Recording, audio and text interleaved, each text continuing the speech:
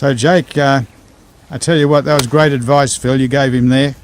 Look, he's just short of the bunker, and these bunkers are deep. You wouldn't want to get in them, would you? Well, you're not going to get to the green from them unless you're a world-class player, and that's the thing. And even hitting anywhere from 80, 90, 100, or we're about 130 metres out into the green with the amount of spin you're going to get on the golf ball. And we've been, Jake and I were just talking about this hole here. You can feel the wind getting up there a bit now. And my philosophy is the front half of the green has almost a false front. So what happens when you get on the green, if you get any sort of juice into the wind, it's going to come back down and can be up to 50 metres short. So it's good to go the extra club, and then you won't have to jump all over it. Take a bit of the spin off it, and I think you'll find that this will work out pretty well. The other thing is, while we're just here, the strategy on this golf course, which Peter Thompson and Mike Woolridge designed, this fairway bunker here for the third shot, you've still got a big carry to carry over these next lot of bunkers, haven't you? So the idea is a good smart play, keep out of the bunkers. Very much so. Yeah. Okay, Jake, show us, what club you got here, buddy? 6. 6 iron, okay, and how far have you got? 160 yards. 160 yards, okay, well... I'm glad to see someone else talks in yards, Peter. They're not all our vintage. It's nice to see the young blokes talking in yards. There's obviously got aspirations to play in the... Well, Jake's getting organised, you know, he's hunting scratch. He wants to get to the American side of the world. Oh, yeah. Good, very good.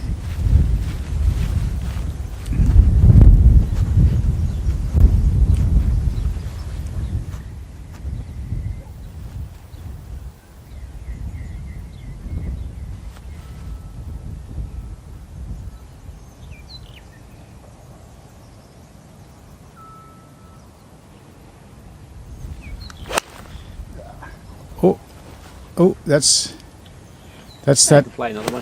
beginner golfer, so that's no problem. You had a fantastic shot, you can do it again. That's why golf's such a great game when you're having a social round. It's not about scoring. Now just a second, Jake. The golf course and learning. Just a second. So you drop that ball down. Let's just play as if you're playing in a tournament. Yep. Pick the ball up. You're not allowed to do that. You're going to play this as a provisional ball for a lost ball. Yep. Okay. So you hold it up approximately where and just behind where you were with the last shot. Yep. And just drop it down. You might as well practice the way you're going to play with the scorecards in your hand.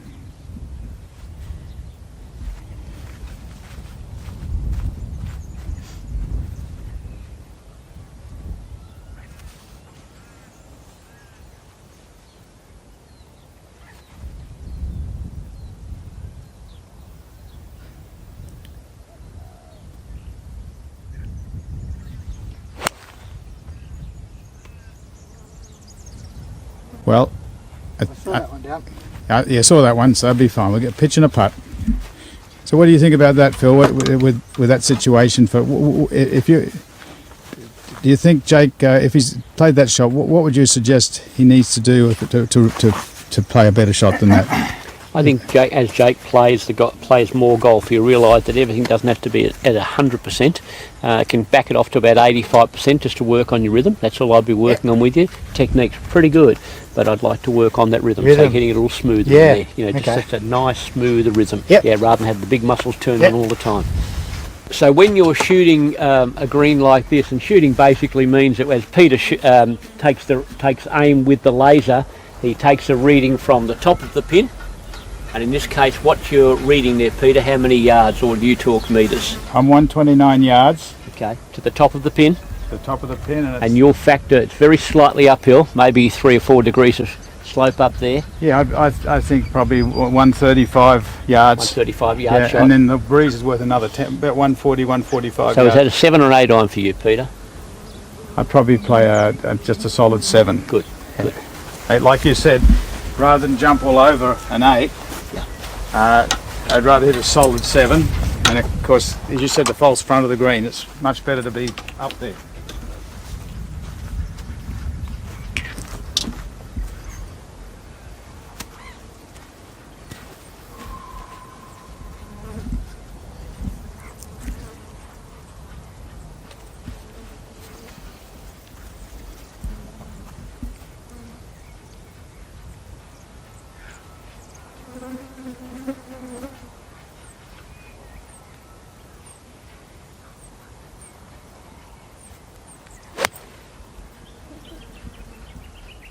Push it a little bit.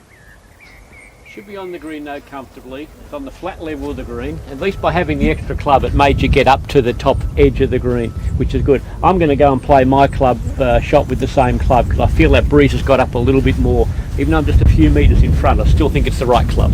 Yeah, I think you're right. Now, Phil, before you spoke about picking a target well above, Yes. why is that? Good question, Jake. What I like to do, rather than look low and look at the pin only, I'm looking up above the pin. I'm trying to hit picture the ball flight. Yep. So I'm imagining it's a big circle up above the pin and a bit left of the pin in the sky, and I'm trying to hit my ball through that circle. So I'm actually really trying to hit my ball up, and I'm thinking of the trajectory the ball's going to go on. And I've got a 7-iron here. In fact, I'm looking at the yellow tree behind the hole. We're going to hit the ball high above that.